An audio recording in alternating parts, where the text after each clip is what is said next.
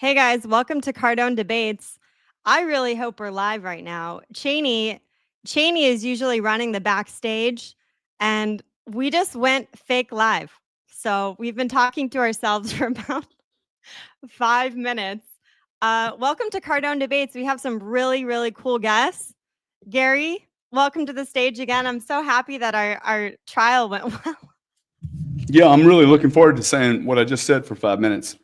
Introducing Yeah. everyone. It's going to be a blast. Yeah, I Hey, agree. guys, I really appreciate you being here tonight. Every Tuesday, we do Cardone Debates. Tonight, we have 3-on-3, some of the most impressive, interesting, maybe even exotic personalities in Wall Street, finance, and shall I dare say the crypto world, or should I use the Bitcoin pure world? Anyway, a lot of players here tonight. Most of you will know most of these players, and we're talking about something that has brought a lot of angst and questions to the entire financial markets, particularly the crypto Bitcoin market. What is Bitcoin?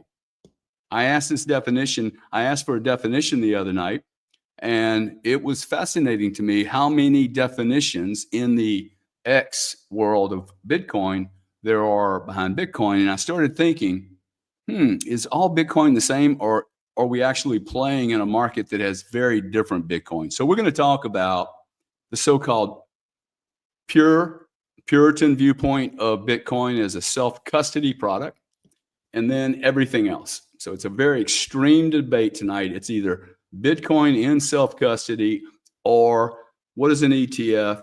What is a meta planet or strategic reserve strategy? What is a 401k? What is a futures contract? So we're comparing these two, and we have I think, Dana, you did an awesome job of collecting these. I agree. Different personalities, but I think it's a really good mix of personalities to present both self-custody and then the other side, the options available to people to acquire Bitcoin through a different, shall we say, regulated fashion through Wall Street. So shall we introduce? Yeah, I agree. Everyone already introduced themselves, so we'll do this again. British Hodl, thank you for coming. It's really late for you, so we're really happy to have all you guys here. Where can people find you online? What are you representing? Tell us about yourself. Well, X and YouTube, search for British Hodl and you'll find me. I am representing today the absolutely enormous and unmissable opportunity of Bitcoin and its intersection with TradFi. Awesome. Tone Vase, welcome. You're on mute. Used to do my stream solo, so I don't have to worry about the mute button.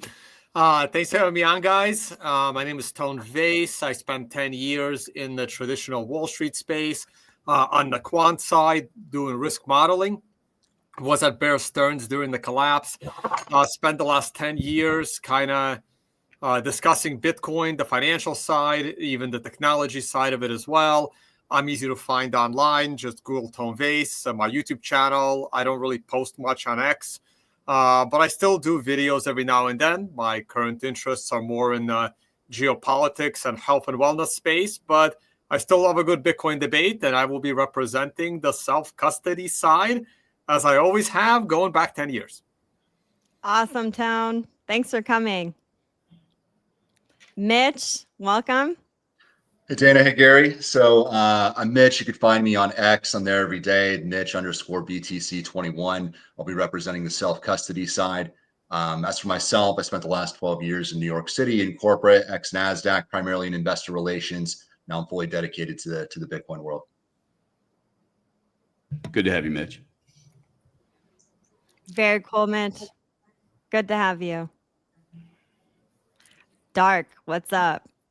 How you doing, Dana? Gary, thank you so much for having me. Darkside2030_ on Twitter. I did a 25-year sentence on Wall Street, an options trader, a CEO of a self-clearing broker-dealer, pretty well versed in counterparty exposure. I'm really excited to be on the side of not your keys, not your coins. I'll let the other guys defend the IOUs. Looking forward to tonight's debate. Awesome. Awesome. Good to have you, buddy. We got another straggler or two. There we go. Leon. What's up, guys? Leon. What's up? Good to be here. My name is Leon Vankum. So I was the first financial economics students to write a master thesis about Bitcoin 10 years ago. Then I ventured into the world of real estate development, and today I combine both real estate development with Bitcoin. Now I'll be representing the logic behind the existence of regulated exposure to Bitcoin. It's awesome, Leon. Thanks Very for being cool. here, buddy. And we Dana, have we're one more already- great guest. as well. One What? more. No, Who's the other one? Oh, there we are. we have Mike. so many good I people. gotta forget Mike, Yeah. man. Hey, Dana, Mike, Gary, tell us everybody. about you. Where can we find you online? Yeah, you can find me, Mike W. Munz, really only Twitter these days. Yeah, I'm based out of Houston. Been a Bitcoiner since 2017. And over the last year, became really fascinated and interested in the whole treasury space and TradFi's adoption and just, where it's all going. I think it's an incredible opportunity. So that's what I'll be, defending. So, Mike, to be clear, you're on everything outside of self-custody. Yes. Okay. Is that our complement of players? Yep. So we're doing 3-on-3. Gary, you're going to be moderating. I'll be removing myself. I'm also going to be, we really missed Cheney today, so I'm going to be doing my best. Gary, you're going to be telling me, who's starting first. I think we decided that Dark is going to give the leading argument. Correct. Yep. And then after that, we'll do a response. So That's right. Awesome.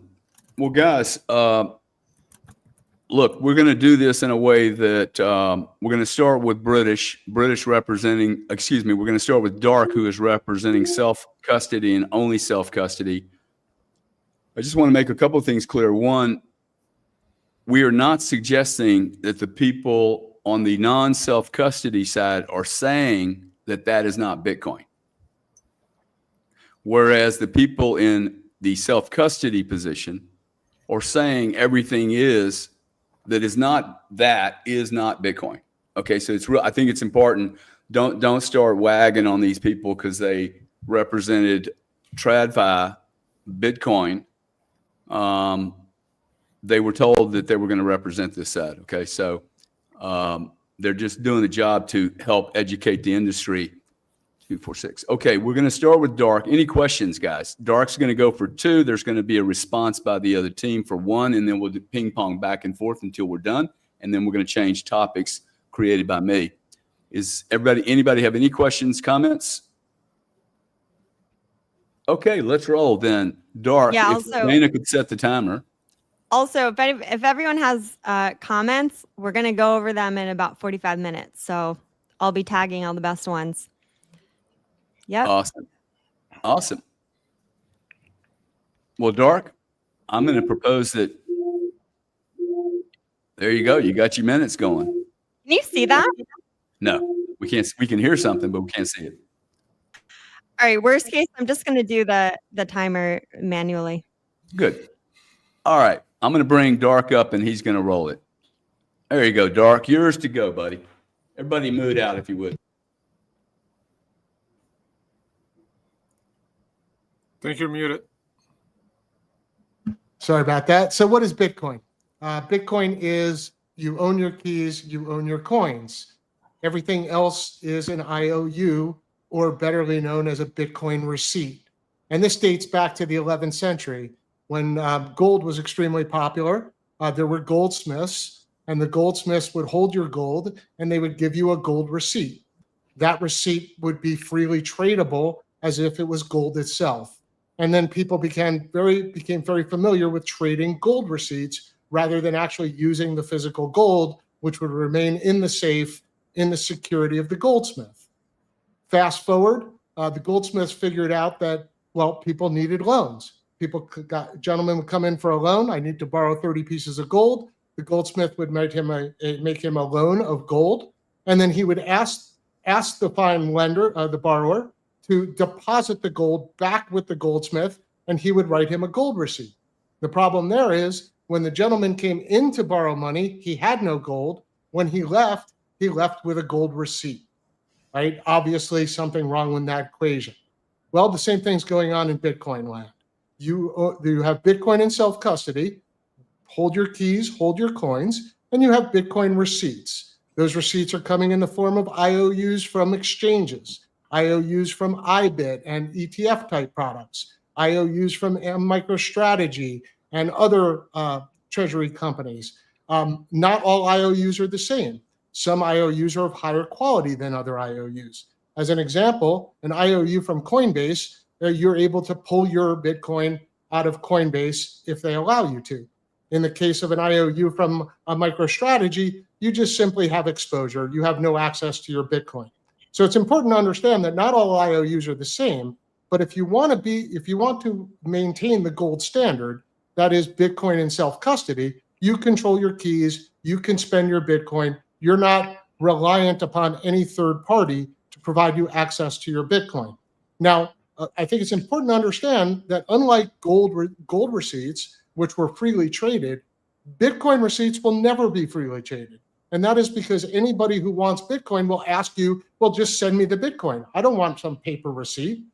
And that's why Bitcoin in self-custody is the gold standard, right? Without Bitcoin in self-custody, you don't have the ability to spend your Bitcoin, to send your Bitcoin peer-to-peer, to enjoy the benefits of Satoshi's invention.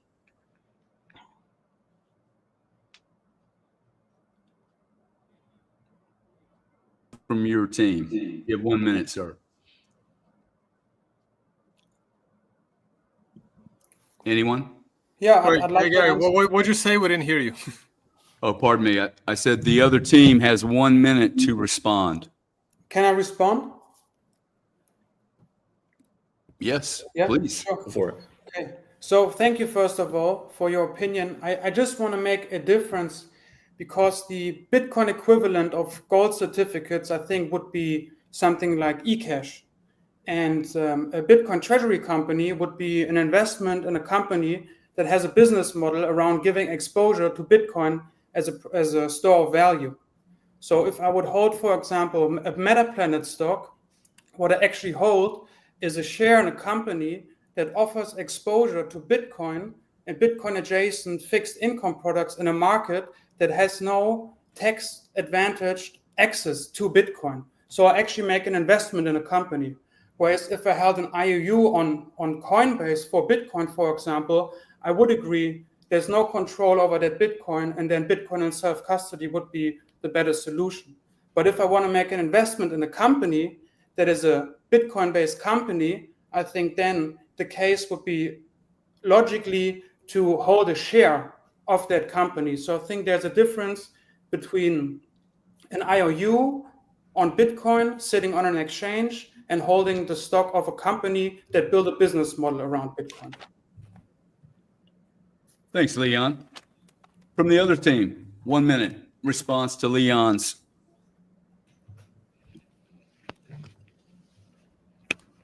Anyone?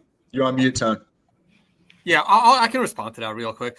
So, yeah, sure. I mean, if you're investing in a company that happens to invest in Bitcoin, that's a completely different side of it.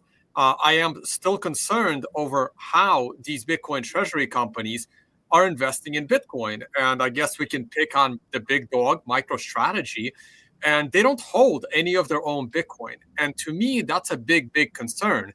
And the biggest concern is that what if one day the current federal government is not happy with Michael Saylor, or they can just freeze that Bitcoin that is sitting at Coinbase.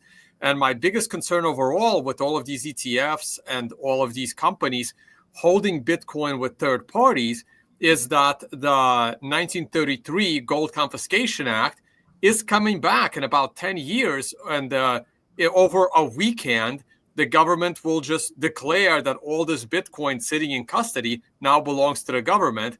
And they never had to go door to door to collect people's gold because it was all custodied at the banks. And the government just confiscated it. And that's my biggest concern. Thanks, Tone. Other team? All right, I got this. So The problem with the gold bug argument of the of an executive order that just snatches your Bitcoin away like they did gold is that only 12% of the gold was actually taken, because you had to be a moron to show up and give it to the government. If you were like that, then that's up to you, and that's your personal situation to deal with. But the reality is this: when you're looking at something like a behemoth like strategy, which is an American registered, public, scrutinized company, which is the highest form of public scrutiny anywhere in the world. It's why America has the best capital markets anywhere in the world, because of the transparency that it provides.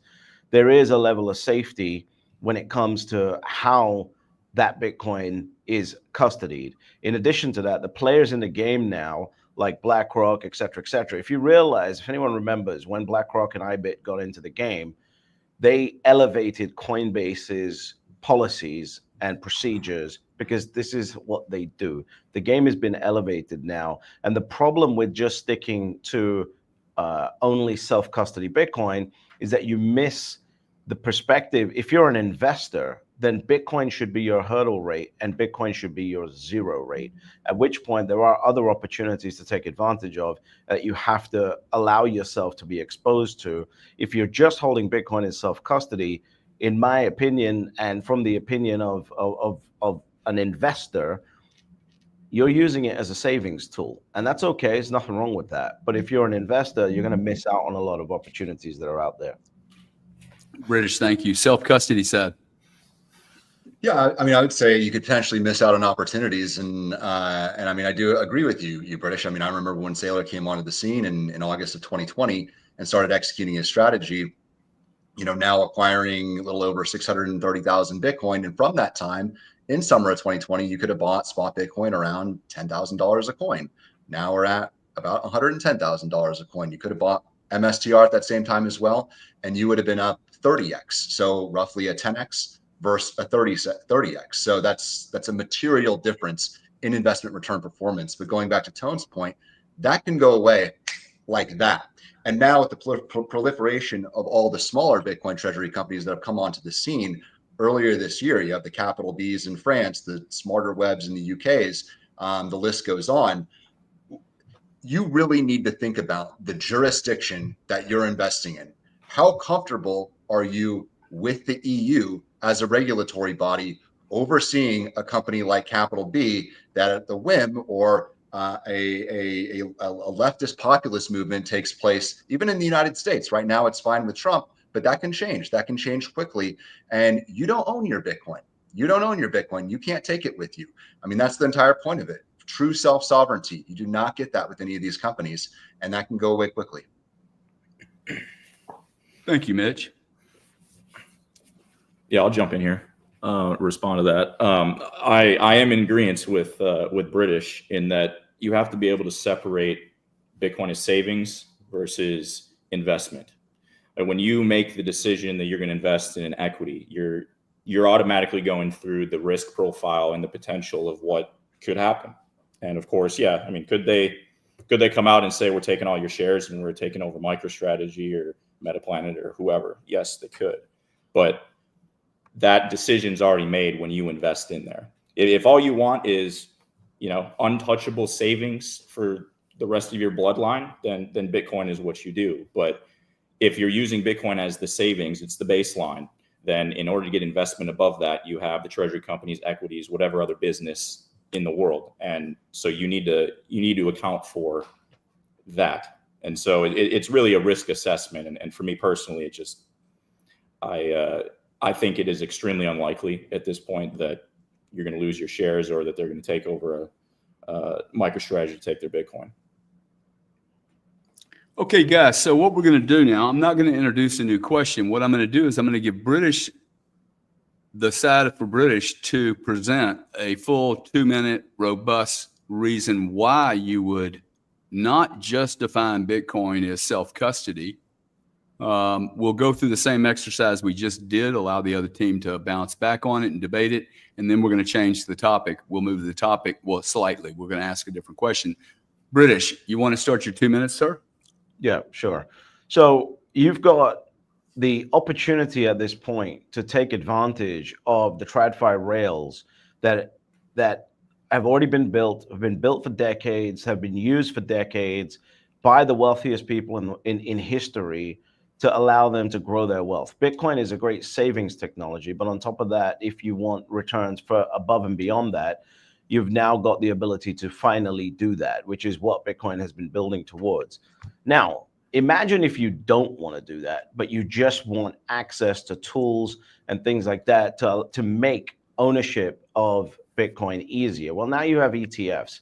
ETFs are a fantastic tool. They have been a fantastic tool for a very long time. And now they're wrapped, or now Bitcoin is wrapped in an ETF wrapper, which allows anyone anywhere in the world to make it easy to not only hold Bitcoin, but to hold it in an American security wrapper. And by the way, it's very easy for people sitting in America, sitting in Europe, to talk about these risks of the TradFi markets. But the reality is this: if you're sitting in Venezuela or you're sitting in somewhere in Africa, it is markedly safer to have a broker account where you can hold your Bitcoin in IBIT in the USA than self-custody in those countries, because life can get very, very dangerous. So there is a huge advantage here for using some of these TradFi tools, again, depending on your jurisdiction, depending on where you're at. But these are risks that everyone, we've got to stop trying to think of people as babies, and they've got to make their risk assessments, as Mike said, and then decide what the best methodology and the best way forward for them is. And the reality is that TradFi tools make it very, very easy for ownership, and especially if they're custodied in America, make it very transparent compared to other places and other capital markets in the world. And this is a huge advantage and a huge addition and a huge expansion for the Bitcoin markets. Thank you, sir. Dark Side's team gets a response for 1 minute. I'd love to jump in first on this, because I could not disagree more with what British Holder said, especially for the developing world and those third world countries. Most of them do not have access to the United States capital markets. It is very, very hard for those outside of the Western world, the US and the EU, to invest in these ETFs. And it's a lot safer and a lot easier for those people to self-custody their Bitcoin. I don't see the danger in that at all. All you have to do is memorize a password, and you now have wealth stored in your head that is unconfiscatable if you can memorize a strong enough password for it. Anybody can do it. And this actually levels the playing field by having self-custody. You barely need to have an internet connection to hold on to potentially life-changing wealth for the rest of your family. And this is how the whole world can get on a more even playing field. As for the ETFs, I mean, they do have a use case, and the use case is short-term speculation and maybe some regulated accounts, like some retirement accounts that don't just let you hold self-custody Bitcoin, so you have no choice but to hold it in something like the ETFs. But other than that, again, you're creating a bigger and bigger pool of Bitcoin under the control of a single government organization. And you don't know what the future holds as the empire collapses. They can do anything. And again, confiscation is my biggest concern going forward. And the more people start self-custodying their Bitcoin, the less the rest of the world have to worry about one entity having 30-40% of all the Bitcoin one day. Thanks, Tom. Other team? Yep. So I'd like to go ahead. I agree, by the way, that holding Bitcoin in self-custody is unbeatable, but I want to make the case for the logic behind the existence of these products and also the need to help existing businesses pivot into Bitcoin. And I want to make the case of real estate, for example. So for a real estate developer here in Germany, the way that real estate is taxed and the way that Bitcoin is taxed is different. So if you are in real estate development, let's say you started a project. For that project, you have a running loan. And once you let out the project and you manage that project, it's going to take another 10 years until the project can be sold tax-free.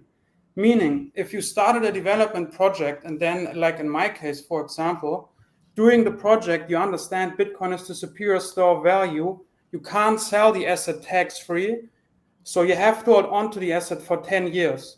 So then the question becomes, what do? You can refinance the property tax-free and buy Bitcoin with it. But that means that the existing proofs of wealth that you as the developer provided to the bank that finance the existing real estate project, they have to stay in line with what the bank understands.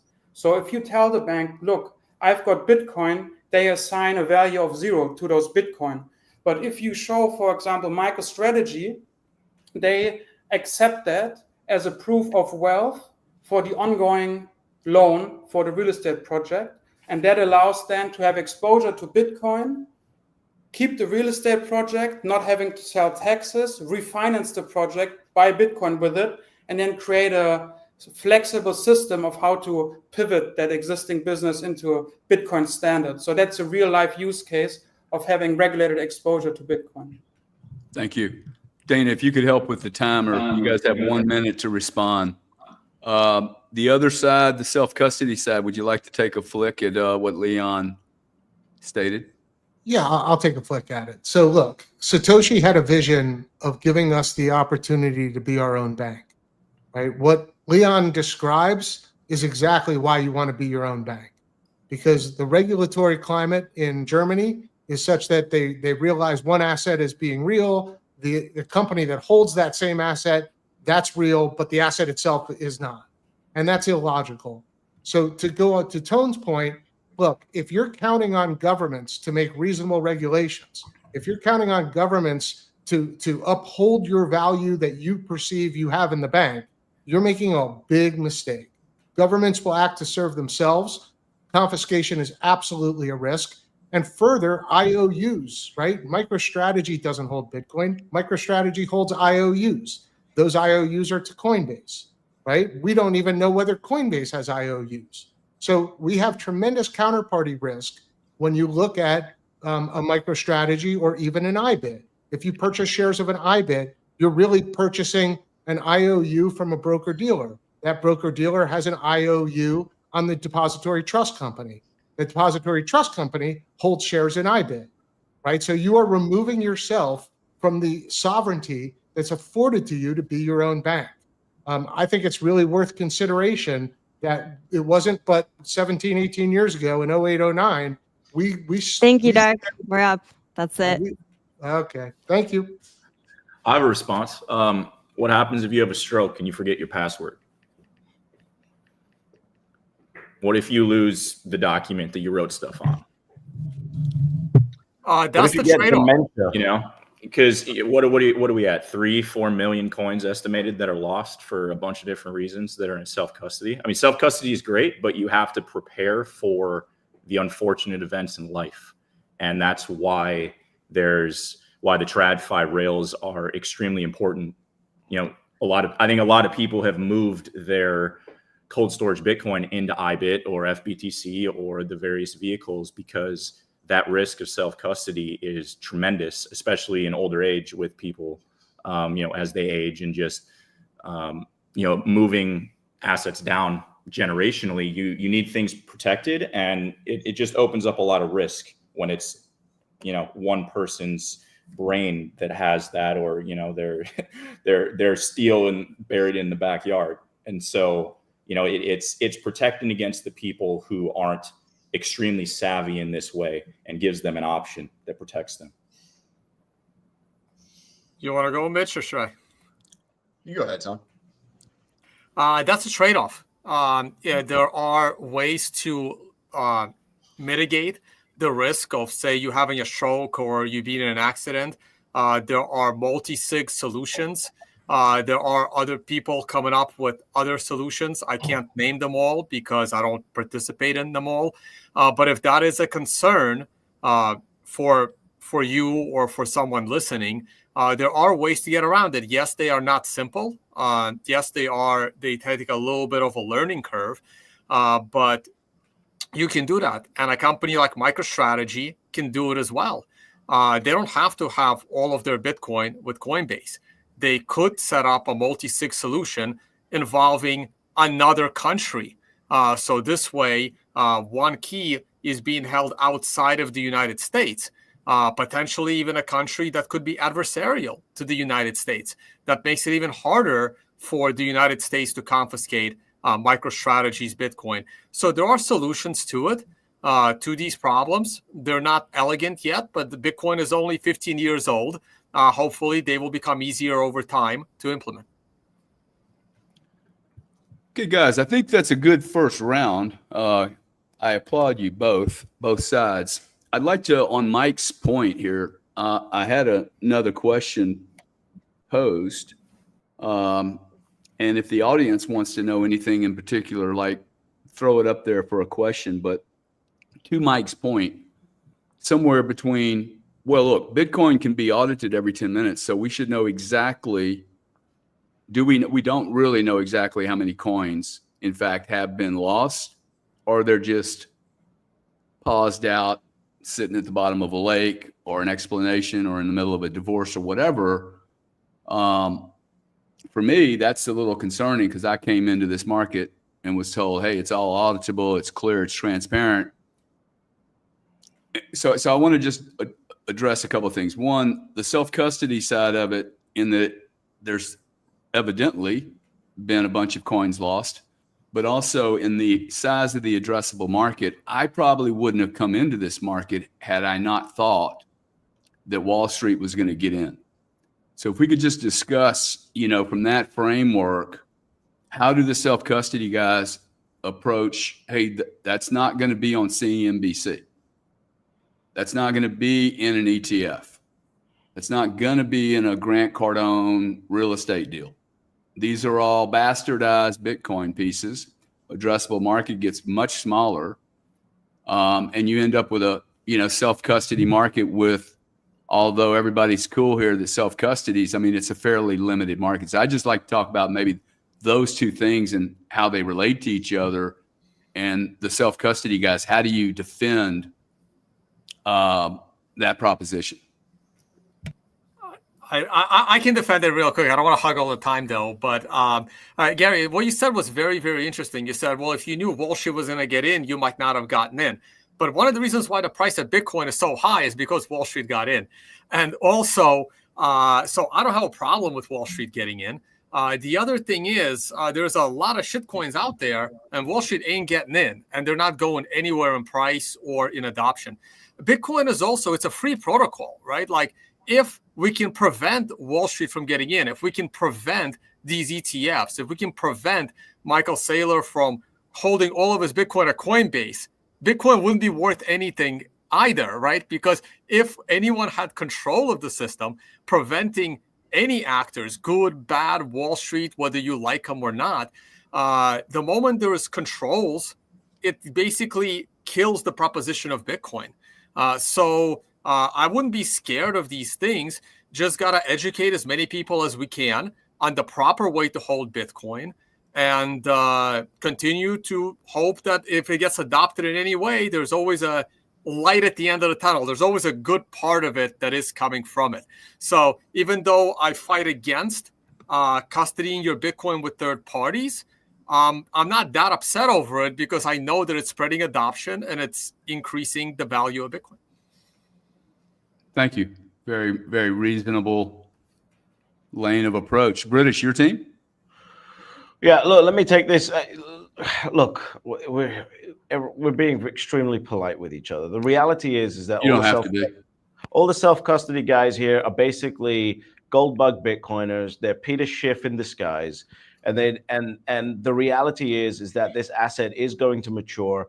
The addressable market is going to expand because of this. Now, yes, I think that your assessment of, okay, what am I going to self-custody should be based on what probability do you assign to the USA falling apart within 10 years. Now, if you're someone like Peter Schiff, every 6 months, the USA is going to fall apart. So you need to make an allocation that is, appropriate for that.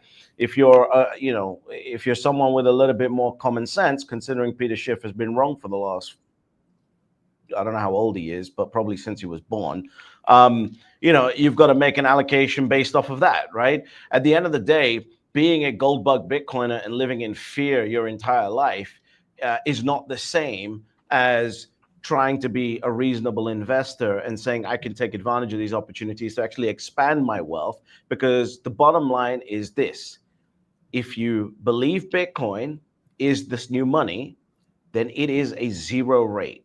So then whatever you've accumulated up to now, just like a boomer, you're now going to put that into your Bitcoin, and then your wealth just stays stable. So if you're in Bitcoin, you shouldn't be talking about, if you're just in self-custody, you shouldn't be talking about price appreciation, because one Bitcoin is one Bitcoin. You're talking about it wrong. You can't be happy about anything else, because one Bitcoin is supposed to be one Bitcoin, right? Interesting response. See, this is what I like. Okay, let's get into it, guys. You can kind of loosen up now. Like, I think this is very interesting, right? These are the conversations that are going on in spaces, but they don't go on intelligently. So the format here is to, hey, look, let's really dig into that, because I'm telling you, I would not be here if you told me, hey, man, you can only self-custody. Well, you need TradFi rails. I have two children. I will never tell you if I self-custody. See, that's another issue for me. Like, how does a guy protect himself like me?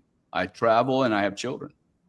Well, that was was the other point that I had to what Tone was saying, which is Tone's perspective is that it's safer if you're in a third world nation to have this Bitcoin. Yeah, if you got, a net worth of $500, it's probably safer. But if you're talking about an extremely wealthy person living in a high risk jurisdiction, trust me, I've lived in South America, Asia, different places. Yeah, in the US, in Europe, it's definitely, the value of self-custody goes up. But you're living in South America as an extremely wealthy, known person, it is much better. And by the way, all of them have access to US capital markets. Even in Colombia, for example, you can invest in US equities as a Colombian, and within 2 years, they're completely tax-free on profits. So all of the wealthy elite have access to US capital markets. That's how this works. Now, if you're someone who wants to basically, sell fish for $500 a month and buy coffees, then that's fine. Go do your self-custody and screw around with your Lightning and whatever else you want to screw around with. But if we're talking about real wealth here, you need to start looking at these TradFi rails. Thanks, British. Custody side? I'll chime in a bit, and Dark, maybe I'd like your opinion on this as well.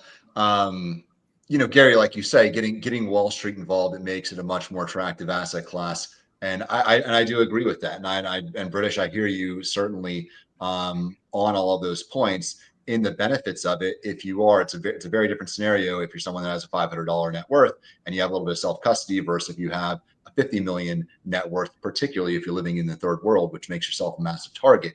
However, having all of your money trapped inside the system as well is exposing you to a tremendous amount of risk too, as political environments could change in any jurisdiction where you have this on traditional rails. And I think the conversation, especially since a year and a half ago, when at least from the United States, when BlackRock came out with IBIT beginning of 2024, it's getting pushed too far in that category. The amount of people that I meet that only have exposure through an IBIT product, through an MSTR, through one of the treasury companies, and don't know how to properly self-custody Bitcoin, I think that's a big problem, and I'm personally uncomfortable with it. So I think us as Bitcoiners need to continue to push that message of self-sovereignty, of being able to take self-custody, and what that does to your overall portfolio from a de-risking perspective, should we ever encounter a worst-case scenario. Thank you. I'd love to add to that real quick. Speaking of Latin America, I'll give you a specific example. At the moment, the former president of Brazil is on trial, and it looks like he is going to lose and potentially go to jail. There is the former, and this is causing an international incident where Trump is trying to create tariffs on Brazil because he's not happy with the fact that a former president who was more of a right-wing president is now on trial. And that's a billionaire, right? He was a billionaire. He's a capitalist, and he was a former president. Whatever money he had through the financial regulated system, I guarantee you it would have been frozen. There's no way he would have access to that Bitcoin. And we're talking about literally the former president of the biggest Latin American country, Brazil. So that can happen to him easily. This is why self-custody is important. The richer you are, not the poorer you are. As another example, Ross Ulbricht, who I'm very happy was pardoned by President Trump and is now released in his first month out of prison. He was donated, I believe, 100 Bitcoin. And no one knows who donated him 100 Bitcoin. But here's the best part. He could have donated that to himself. All he had to do was remember or have a password written down, even though all of his Bitcoin was allegedly all accounted for a reduced sentence, which he never actually gotten. Now that he's a free man, he can easily donate himself 100 Bitcoin that no one knew existed. And this is the power of self-custody for those that are on the wealthier side of the equation versus the poorer side. So we've just basically lost anyone who, doesn't want to commit any money laundering, because that's exactly money laundering if that was done. And if they can, they'll probably be watching where that Bitcoin came from. And if they can identify that, he'll be back in prison for not identifying his assets when he got arrested. In point to the Brazilian president, you're absolutely right. But I'm assuming that most people that are worth, let's say $1 to $10 million are not the ex-president of a Latin American country like Brazil. Someone like that, someone who's got children like Gary's talking about, the safety, the security, the assurity that comes with a trust and, obviously some self-custody, and then probably a lot in something like IBIT or something like that, is with trustees in place, with everyone else in, all things taken care of for you, provides a level of assurance that self-custody just can't compete with. Don't forget legal. I just want to comment on money laundering for 1 second. So for the record, in my opinion, all money laundering laws are some of the most criminal, illegal laws that exist. Now, in general, money laundering is converting illegally earned money into clean money. But what happens when you have legally earned money that the government decides to just freeze and they still put it under the money laundering umbrella? In my opinion, if you don't like how someone is making their money, arrest them for the actual crime of earning that money, not arresting them for having money. Money is your property. Money is like your arm, okay, that's attached to you. So you have it, that's it. There shouldn't be any limits on how you choose to spend it. That's my opinion on money laundering in general. There shouldn't be, but there are, because we have laws. That's the problem. So you have to hedge against those laws. And I guarantee you a trust structure which goes into effect if anything happens to you, like a divorce or an arrest or something like that, will be able to defend you very powerfully. That's how wealthy people stay wealthy. This is not like it just doesn't just disappear. That wealthy people have trust structures, have asset protection in place that allows those trusts to go into effect and fight for them if should anything happen. That's the point of those things. So yeah, these things take a little bit more knowledge and study and this, that, and the other to actually learn about. But if you're trying to deal with real wealth, which is what TradFi is trying to bring in to Bitcoin, this is the education that you need to go through. But an insurance policy on the trust with a trail of paperwork is having Bitcoin that only you know exists, and you keep your mouth shut and no one else knows it's there. And when you need it, you'll be glad you had it. Yeah, you'll be like this in prison for 5 years until they tell you hand over your Bitcoin, and then you can see your children again. And guess what you'll do, Tone? You'll hand over your Bitcoin like everyone else would, because we're good people. We'll see about that. Ooh. It's really just a debate of how much do you want to skirt the law. That's really what it is. I don't think that's what this debate's about. Why would y'all say that? maybe that last Well, the part. Bitcoin in self-custody. The Bitcoin in self-custody is like, okay, I'm going to shield my assets, and then, I have $1 million in Bitcoin over here that nobody knew about. It's just, I don't think that's a strong argument for self-custody when there's ways to, protect these assets using, the traditional rails in a way. Yeah, look, for the average person, I mean, you're just. We have a question from a lady in Boston, and the question is, okay, you have all these different paper products, and to the custody guys, the self-custody guys, the technology for self-custody is, let's see, how does she place it? Yeah, there's a number of options on self-custody. What brand, what technology does the self-custody guys, are they assured will work in 10 or 15 years? Because their point is they know the ETFs are going to work because they know Wall Street's working. Well, I think that's a false assumption. If there's one thing we learned in 08, 09, it's that when a particular broker dealer fails, they'll seize your assets, as Lehman did to many of its clients. And then JP Morgan was senior to Lehman, and they ended up taking the assets. So no, that's a false assumption. If you believe the ETF will be here 10 years from now, then go ahead and use it. If you're skeptical that the financial system is fragile, then you can get the exact same exposure you have with IBIT. Use a company like Unchained. You can keep it in a trusted Unchained. You can keep KYC Bitcoin. So look, maybe we don't understand. Are you saying that's okay? I'm sorry? Are you suggesting that doing business with Unchained would be okay? Because that's a third party. So Unchained is not a custodian. Unchained is simply a technology provider that assists with multi-sig. They don't have access to your Bitcoin.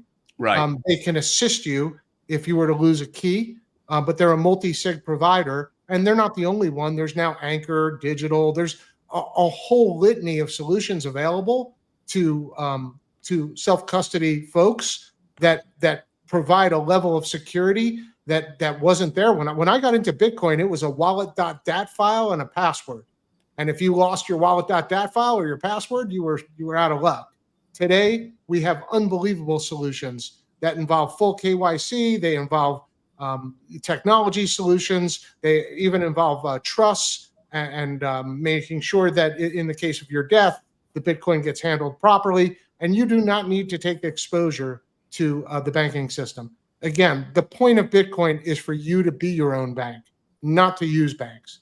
But respectfully, that's wrong. That's wrong, because if you have a trust in place, a trustee is going to hold one of your keys. So therefore, you now got collaborative custody, and a trustee is held to regulation that you guys are so terrified of. So all of that just goes away. The only thing, true self-custody, is your cold wallet in your pocket to be able to use whenever you want. Outside of that, that is not self-custody. And all these companies like Unchained and everyone else using this terminology of collaborative custody is a lie. It is collaborative custody does not mean self-custody. That's not true. As soon as someone else has a key, it is not self-custody. That's not true. You can have a full trust, a full asset protection trust at Unchained. Well, they do not have access to your I will say, though, when we started the debate, let's just level set here. The debate was self-custody, everything else. We did make that clear. So now we're saying self-custody with certain people is okay. It's a little confusing. No, all forms of self-custody are okay. I'm just suggesting that there are very sophisticated forms of self-custody that have been developed over the last several years that make holding Bitcoin in self-custody extremely safe. You can go and get an insurance policy with my friend Rob's company, Anchor Watch, and they'll insure your self-custody Bitcoin, and that's a way to do it, right? But if you have, I could get an insurance contract against Fidelity too.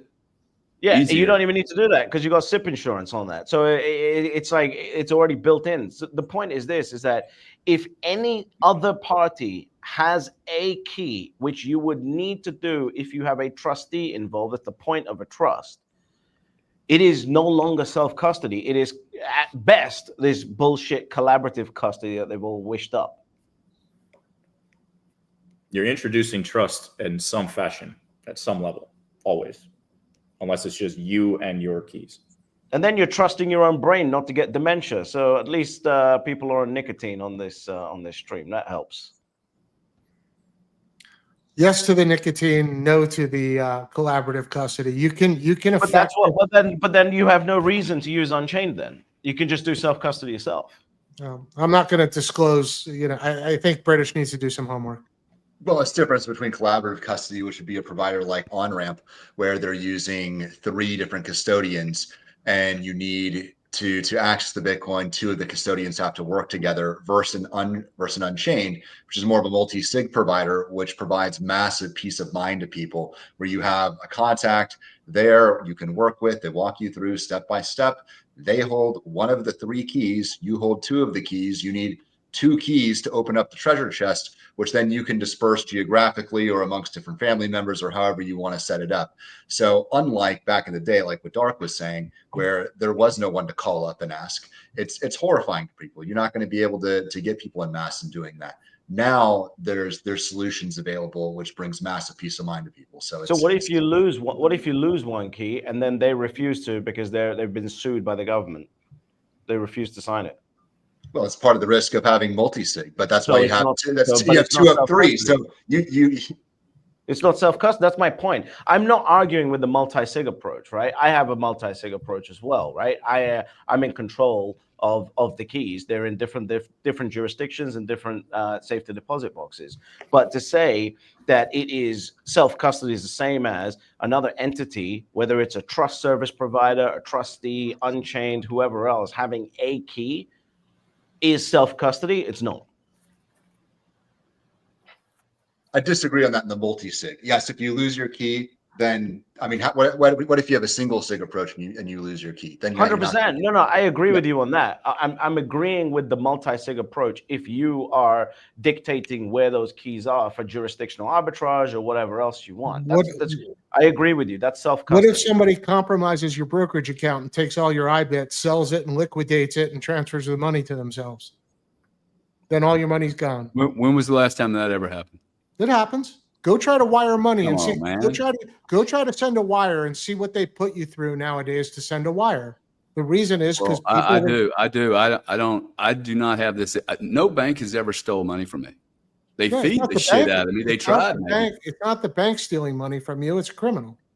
A criminal is able to use your likeness using the AI tools that are available today. They're able to trick a bank into believing they're you. They do voice recognition. They do other things, and then bam, your money's gone. So yeah, I can make just as good an argument. Schwab won't wire to any account that isn't on the same name as the account that you've got with them. So I think look, all of these things we can all go through what ifs, this, that, and the other, and look for the decimal point probabilities of things happening. But the reality is there is a higher likelihood of someone simply just getting old and forgetting their private key for their 100% self-custody than their Schwab account being milked to $5 million. Well, people are SIM swapped every day, every single day. So I just think that, to be honest with you, I'd rather have an Unchained than anything else. I'd rather have an Unchained custody account than a Schwab online account from a security standpoint. I'd rather have, if that, but again, this is a personal self-assessment of where you think the system is, where you think the country is, et cetera, et cetera. But the reality is this, like, I just want to confirm, how many of you guys are American on this stream? I'm not American. Everyone's American on this stream? Yep. Tone as well? Or no, I can't remember. Tone, what are you, American or no? You got an American passport, or you don't want to talk about it? Tone's a Bitcoiner. Yeah, well, let's just imagine Tone is the only one besides me that's not American. You guys are screwed anyway. What are you talking about? If you're not willing to give up your citizenship, what type of self-sovereignty are you talking about? You get taxed everywhere in the world. You step foot anywhere, you agree, and they tax you as an American. Trump's coming to any part of the corner of the earth that you guys go to get your Bitcoin, and you're all sitting here jerking off about self-custody rather than using the TradFi rails to get wealthier. But can we back up on that? How are the TradFi rails making an individual wealthier unless I'll tell you why. fall into the trap of getting yield from your Bitcoin, which I think is the path a lot of these big entities that are accumulating Bitcoin will eventually go. So whether I'm holding Bitcoin, whether I'm holding Bitcoin in self-custody or I'm holding Bitcoin in IBIT, how is that wealth changing? Explain that. It's very simple. If what I said was using TradFi rails, now you can use things like MSTR. Now you can use things like, for example, you can sell call options against your IBIT to generate a yield yourself, right? If you I can trade call options on Apple and generate the same yield, right? Like it's But I mean, yeah, sure, but that's not what we're debating. Yeah, I mean, if you want to have a diversified portfolio out of Bitcoin, Tone, that's up to you. But I'm a Bitcoiner. I like everything focused on Bitcoin. I want to be 130% right now you're speaking like a trader, Bitcoin. right? You're not speaking like a Bitcoiner. You're speaking more like a trader. Well, I don't know. Is if someone who owns a property portfolio is a real estate investor who rents out their property and makes an income, are they a real estate trader now all of a sudden? Or are they renting out a property and generating cash flow? You can use these markets in different ways, right? These are all opportunities that are available on TradFi rails. And everyone was telling me that in Bitcoin, all of these facilities were going to be available. The reality is they're not, because there's already rails there. There's already insurances there. There's already that market there that's going to win for that. Now, again, if you are just holding IBIT, right, and not doing anything else, it is like one step away from self-custody. I completely agree with you on that. That part's fine. But again, holding Bitcoin itself is a savings vehicle for me. It is a zero return. There is no expanding wealth or anything using MSTR or any of these other treasury companies or anything else, right? I can completely, we're on the same page on that. Larry Fink is now head of the WEF, the same people that brought us safe and effective. Excuse me, sir. It's President Fink to you, okay? Well, President Fink to me is now ahead of the WEF, the same people that brought us safe and effective, ESG, lockdowns. So yeah, if you want to trust your hard-earned savings with the WEF, go ahead. But again, Bitcoin offers you the ability to be your own bank. Do the work. It's as easy as holding a debit card. See, now we're back to the whole, the world's going to collapse in 6 months argument.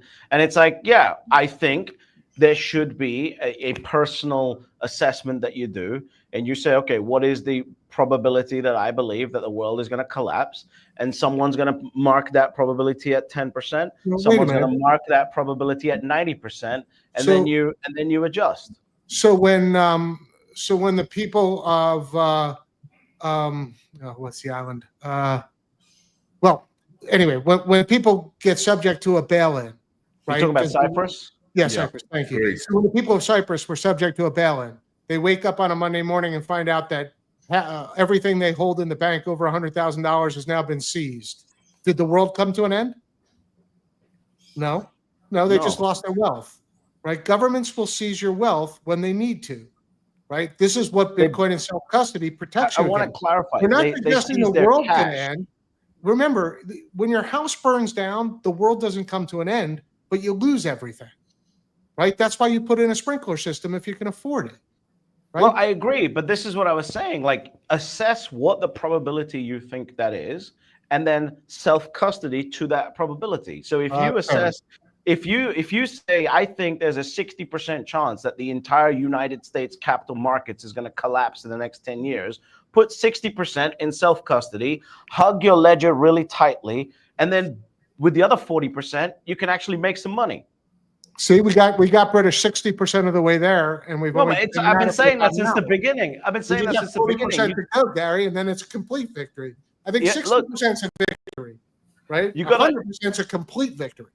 You gotta look at it and go, okay, so look, like, that's what I said. Like, you can't just live the Peter Schiff life because you've been wrong for the last 40 years, and it's like every gold bug goes through this. And at some point you got to realize it and go, everything's based on probabilities. As a risk manager, I shouldn't be thinking about it from I am a terrified baby perspective. That's what this sounds like. You got to go, okay, do I think Trump's going to save America? All right, looking all right, but there's probably a 60% chance that America's going to fail because that's the mindset I'm in. My name is Peter Schiff. Okay, cool. So I'm now going to put 60% in self-custody, just like Peter Schiff. I don't think even he recommends more than 30% in gold, right? Like, no, he recommends gold miners. Right? He likes gold in the ground. So I'm with you on Peter Schiff, right? Like, he had his chance to buy Bitcoin at $10. He missed it, and his position on Bitcoin is purely based on ego. Bro, if you got British to go to 100%, Bitcoin would be back at $10. See, that's my big problem. It's like, dude, I do not want a 21 million addressable market. I want 8 billion people, and there's no way 8 billion people get self-custody. I don't, and we're making people wrong for that because I have a lot of stuff in TradFi, man. Like, you're asking me to do something that's just so foreign and dangerous.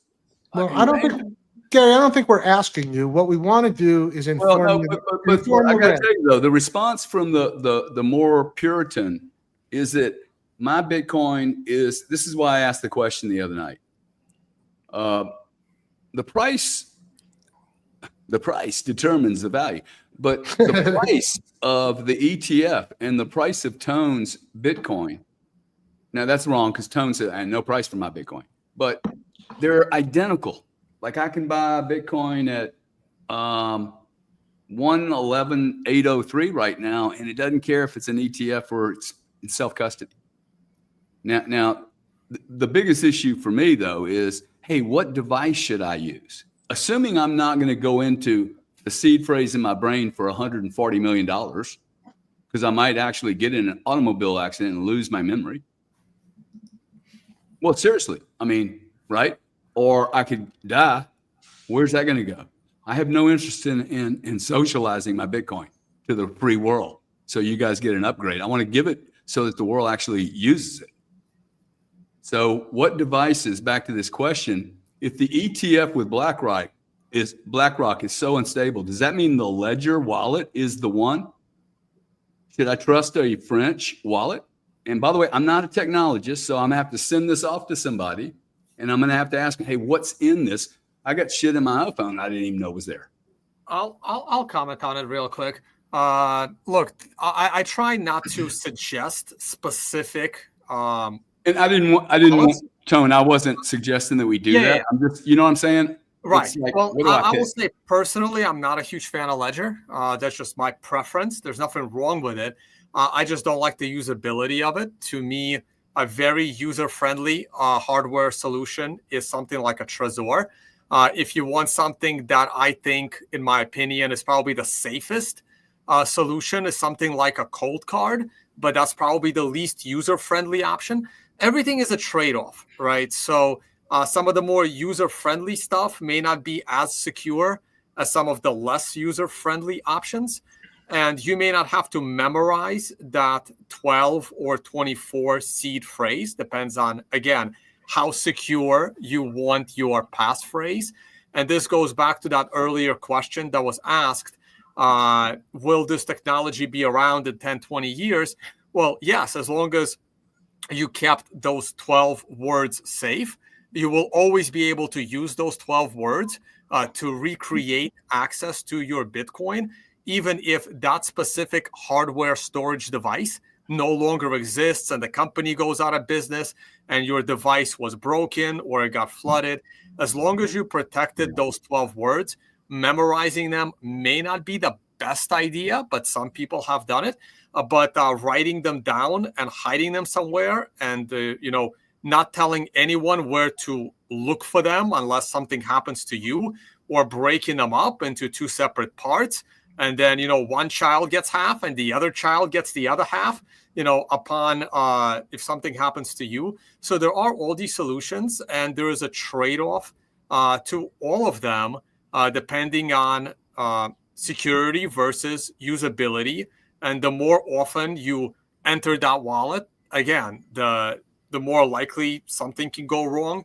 So everything is a trade-off, and you have to decide your risk level for them. Tone, you said that your favorite custody of choice is Trezor or Cold Card.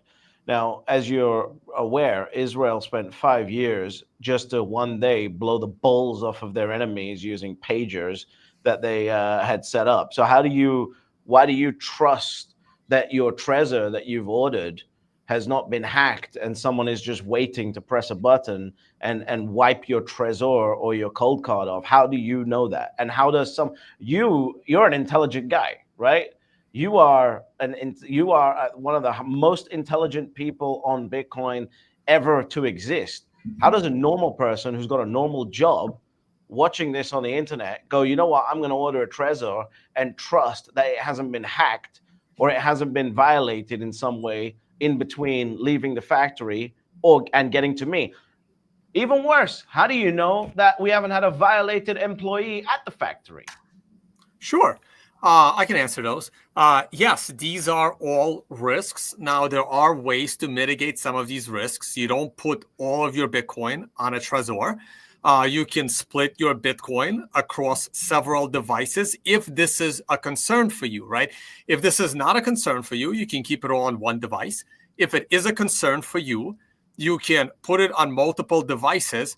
But my bigger concern than that, I don't believe that this is the case. My bigger concern is a malicious employee at Coinbase stealing, 1 million Bitcoin, right? Because he gained access to their system as an insider. The way that the same way I got SIM swapped. I got SIM swapped before, and here's the crazy part.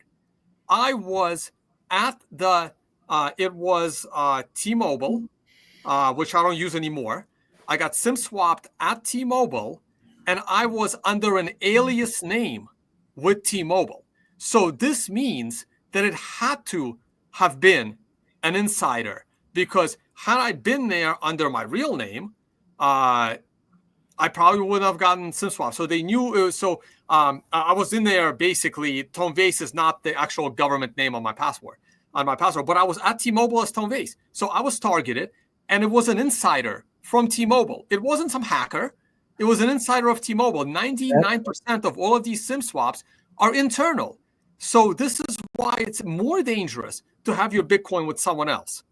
But this is to compare institutional custody, institutional grade custody, to something like a SIM swap attack is ridiculous. Like, this is, you shouldn't be, it's irresponsible in my opinion. Not so much to make this comparison. Absolutely not. Do you want to talk about institutional grade accounting? Not a single audited brick of gold has ever gone missing from the company name is slipping me, for the company that does the audits for GLD and all of these other institutional. Not that you know of, not that they've told you about.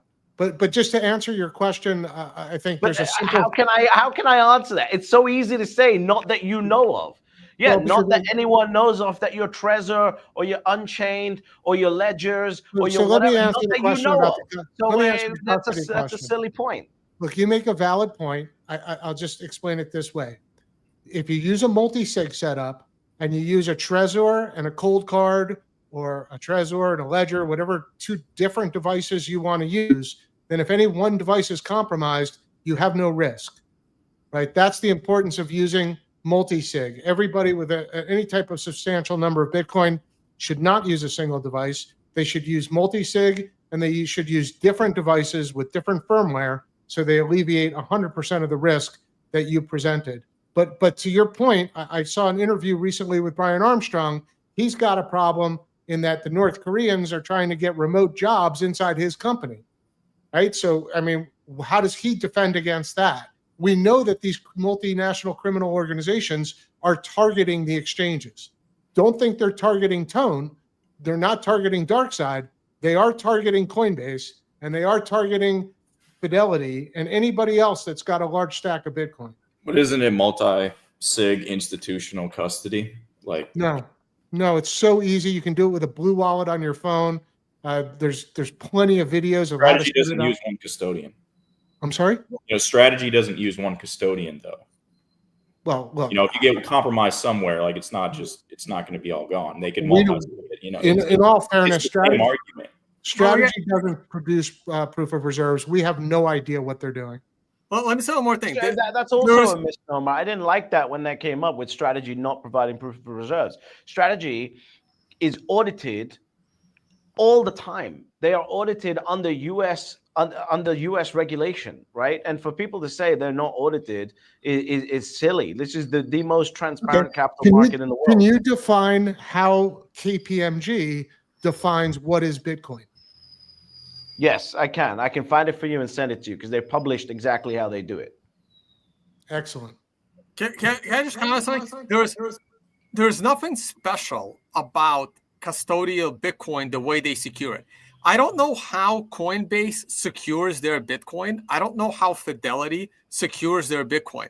But whatever strategy they are using to secure their Bitcoin, you can also implement that same strategy, right? Everything that they can do to secure it, you can also secure it, okay? So you can protect the Bitcoin just as good as Coinbase is protecting the million Bitcoin that they're holding or whatever number that is, right? But now you have full control of it and you can get locked out of it and you don't need permission to use it in the future.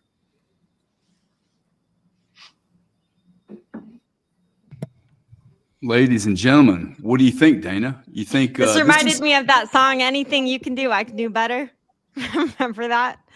I was looking through some of the comments and it sounds like we've like kind of turned the conversation into self-custody and how secure that is.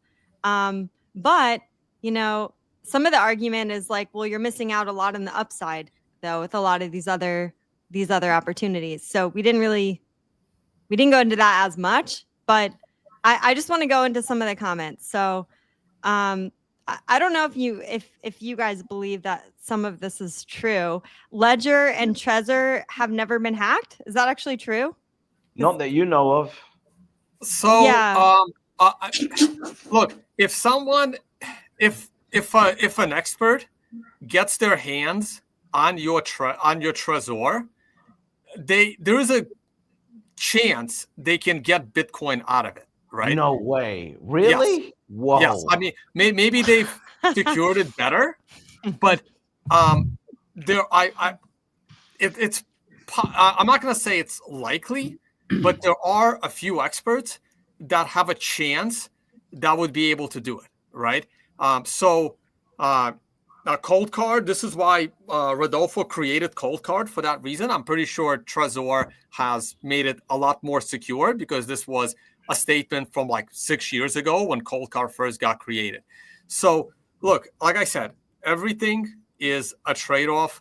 I never talk about specific forms of Bitcoin security because the more you talk about it, the less secure it actually is.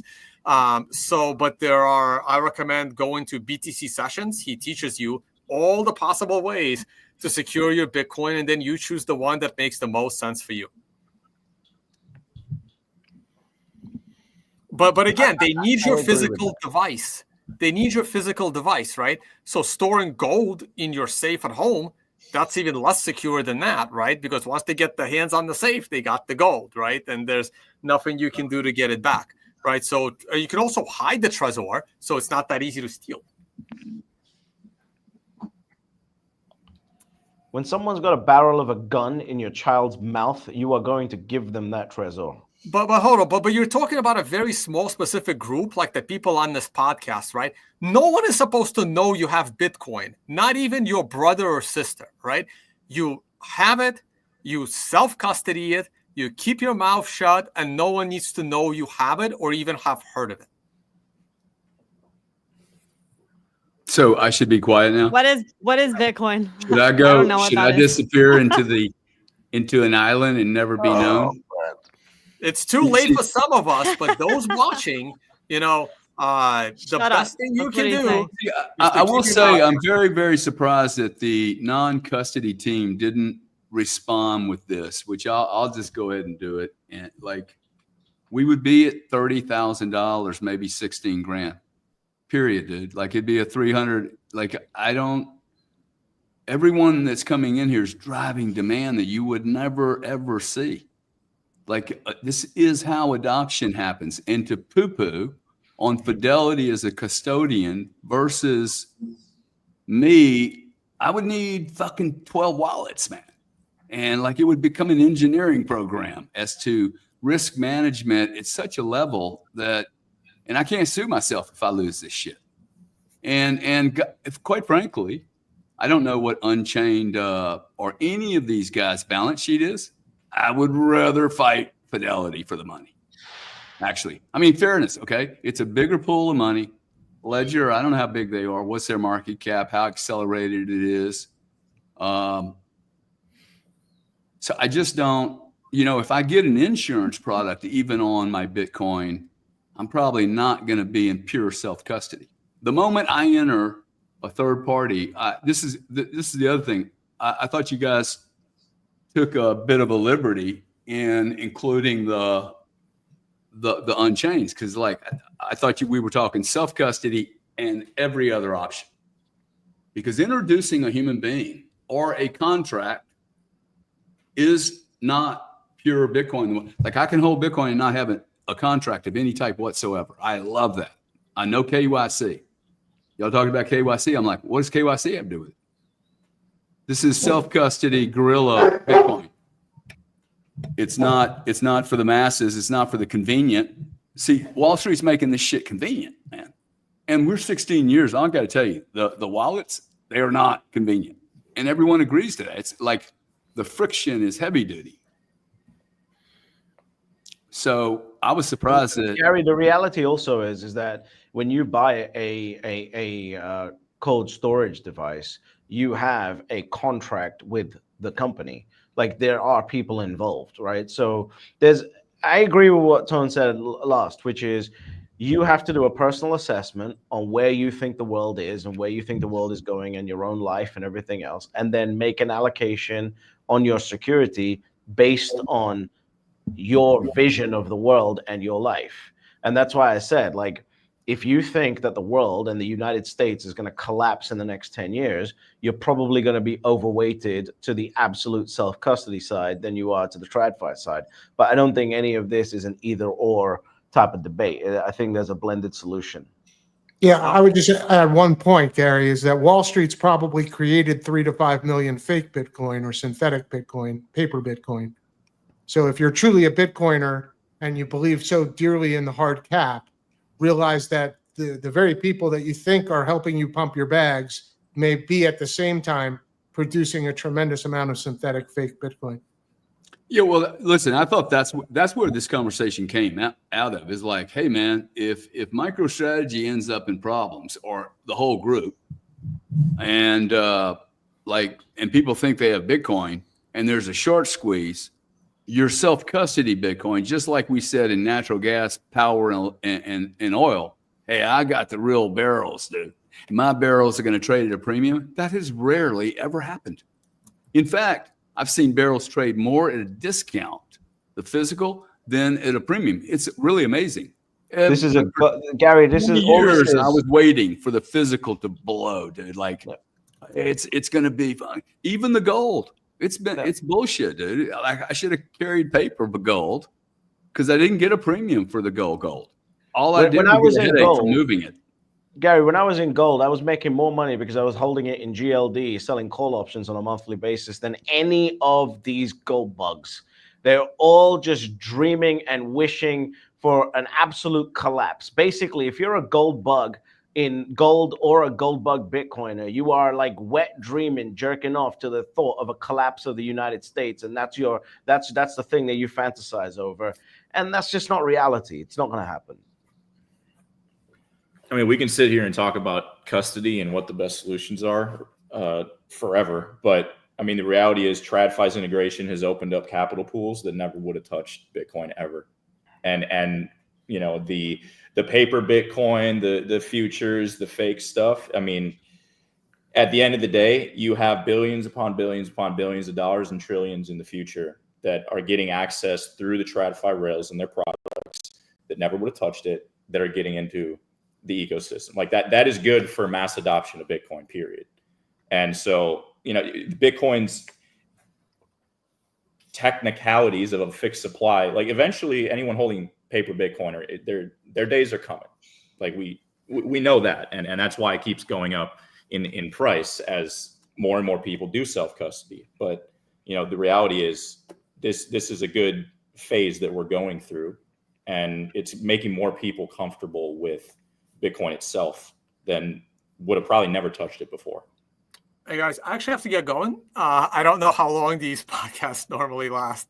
We Hi, Tom. Thanks require for you to coming. be here for 8 hours and to suffer. Okay, like we don't care what you're doing in your personal life, dude. We're running a debate. Okay, I mean, come on. I'll just mention that because we were talking about like the safety of self-custody. Look, Hodl, you talked about real risks, and to mitigate these risks, the best place to buy your hardware wallet is at an event in person, so it doesn't have to be shipped through the mail from the company itself when they are at the event, right? This is also why my name was not on the list when Ledger got hacked, and the entire database of everyone's names and addresses that purchased the wallet in the mail was leaked on the internet. My name wasn't there, right? So again, life is about choices, and you want to take the time to decide on trade-offs between risk, between security and convenience. Tone, you were so awesome. You are allowed to leave the premises now and get to your next event. Thank you very much for showing Thanks up. for coming, Tone. Thanks, Tom. All right, thank you so much, guys. See you. So, guys, let's wrap this up as we've lost our superstar. Where do we go from this? Dana, what did you get from this? Who do you think won, Dana? It's tough. Like, it's tough because, I mean, to me, like for any self-custody, I think it's really important because I think that, do you guys hear me echoing? I think that the hacks are going to just continue to get worse and worse. And it's like a continual war between, hackers and like there's not really many white hat hackers that are actually helping you to stay safe. And it's not like Bank of America or something is going to actually be like on the front run, like in the front lines of like helping you keep your funds secure. So I think to me, like that's the most important thing, especially with AI. So yeah, I think like that's my biggest takeaway is just if you do have self-custody, make sure you know what you're doing. And then, yeah, in terms of like who won the debate, I don't know. I feel like we should have another debate soon, and we should do an 8-hour one next time. Yeah, not so sure about that. I'll say for me, who's left here? I thought the self-custody guys did not do themselves the best favors. I mean, see, the addressable market, when you go into the size of the addressable market, it becomes very clear. Everyone wants the price up. The price isn't up without all of this. It's just not. It's not a large enough addressable market. And I think there's too much fear porn. Like I have never had any of these banks. I'm not saying it's not going to happen. It has happened in Greece. I got it. I just want to say, Gary, though, that you are unique because you don't click any links. You don't read your emails. I don't think you do anything that would really expose you. Like usually if you get a hack, you have to engage in some way. But you're just but you guys have taught me that, dude. Hands Like she doesn't even see me answer the phone anymore. I'm like, fuck it. There is no phone call. I'm answering. There's no interaction. So literally, you can't get hacked because like why would I answer a phone from a number I don't know? And why would I answer a phone call if it's not scheduled? I'm like, I ain't answering that motherfucker. Like I didn't agree to text within 12 seconds. I didn't make that social agreement. People are getting offended because I don't text for 2 days. Like, are they getting offended? No, people do. They get offended. They think, anyway. It's just so much though. Like you can't respond to everything. But that is really true for you. Mike, Leon, Mitch, British, I appreciate y'all's time. I know this, you do these things and you're like, man, what am I doing here? It's an hour and a half. I just talked about Bitcoin some more. Do appreciate you guys being here because I think there's a lot of people out there. Yeah, it was cool to meet you guys. Yeah, thanks for having us. Likewise. Yeah, thanks for getting this together. Yeah, and Mike and Leon, I think Mitch has been on the show before. Want to, really glad to have you guys. Appreciate you doing this. I know it's like, okay, what's going to happen? So really appreciate you guys. And we're at almost $12,000. So that's good. That's up a bit. Gary, before you close out as well, sir. because I was on the side, arguing for self-custody, and that's how I came into Bitcoin. And I remember the conversation. I mean, it still is like that to an extent on X, but it's changed drastically over the years, where I used to see all the time posts, not your keys, not your coins. And with all the blowups that we've had with exchanges, people getting hacked. I mean, if anyone's here has used Coinbase, I mean, you get the amount of scam texts that still and phone calls that come your way. It's scary. And I mean, as for myself, having self-custody, unfortunately, I had an unfortunate boating accident, lost it. But so now I am in the traditional rails and treasury companies. But I do understand like where someone like Dark is coming from, in that as we go further down this path of the ETFs getting inflows, of MSTR continuing to grow to what I think will become the most valuable in terms of market cap company in the world, we still need to preach the education of self-custody, because those risks do exist, particularly in jurisdictions outside of the first world. So although, and British, to your point, do you assess that risk in your own personal situation at 10%? Do you assess that at 90% and make that call? But I think it's something that still needs to be a part of the conversation, even if someone is either all in on the TradFi rails or 90% of that way. You learn a lot though, just making a Bitcoin transaction. Like the new people coming in, they've lost a lot of that because they're like, oh, I can just hold stuff in the Fidelity account or Schwab or whatever. Like there's such a learning curve that you go through, and you really understand the value proposition of Bitcoin just by doing very simple things. Like whenever I talk to somebody, I'm not telling you to go buy MSTR. I'm not telling you to buy Misty or anything. It's like, no, get some Bitcoin and play with it. You learn so much doing that, and it's like that's where you should start. And then yes, it becomes a personal assessment later of how you divvy that up and diversifying and however you think about it for yourself. But I think all the newbies coming in, they've lost that, and we should get back to that as like the entry point. Yeah, but I think we should sell it as a benefit. And this is what I still don't believe the Bitcoiners that want self-custody know how to sell anything, because the way you sell this is, hey, try to use Bank of America for $10 million on a Saturday. Like in self-custody, you can roll like a baller. That's try to use Bank of America any day, just any day. Well, every time I send a wire, you won't be able to use it. Every time I send a wire, I'm reminded why I love Bitcoin. Exactly. It's so ridiculous. Like they wanted to hold, last time I did a wire, they wanted to hold my funds for 2 weeks. I'm like, why? Well, guys, again, I really appreciate you guys. Mike, I really appreciate this. We're going to let Dana close this up for the afternoon. Appreciate all y'all's time. You guys follow these cats, okay? They do this free of charge. They're coming here with their heart and their knowledge, and they're sharing it freely with us. Poor British Hollow's up at 2 o'clock in the morning, smoking, British, you're the best. drinking. It's all part of it. It's all part of it. If we could save one person and put them into IBIT, it would be great. Yeah, thanks for coming, guys. Everyone follow everyone up here. We do debates every Tuesday at 5 p.m. Yeah, really, I think it was awesome. So thanks so much for coming, guys. See you guys. Gary, you're muted. Thanks, guys. Cheers. Bye. Thank you, guys. Bye. Bye.